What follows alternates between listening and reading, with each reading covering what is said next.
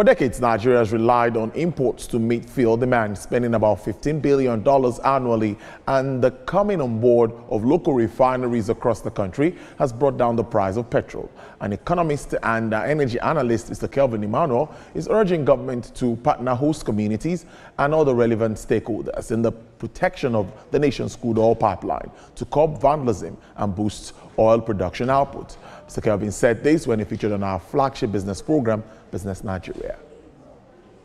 So I think that the government needs to look into concessioning those pipes and, like I said earlier, adopting a community-led approach to prevent vandalization of those pipes through the right-of-way fee sharing structure.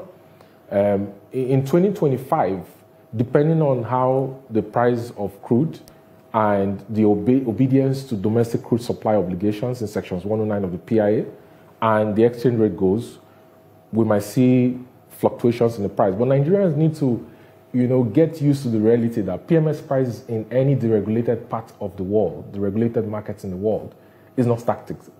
It moves based on price of crude and exchange rates.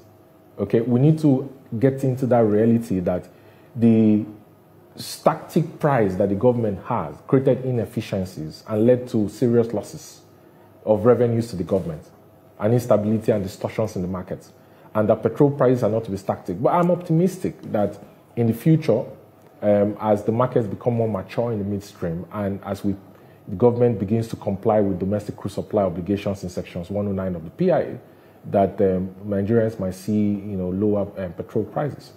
Asian shares markets made guarded gains today as investors waited anxiously to see if imminent tariffs would go ahead, while Bitcoin surged on the news of new U.S. strategic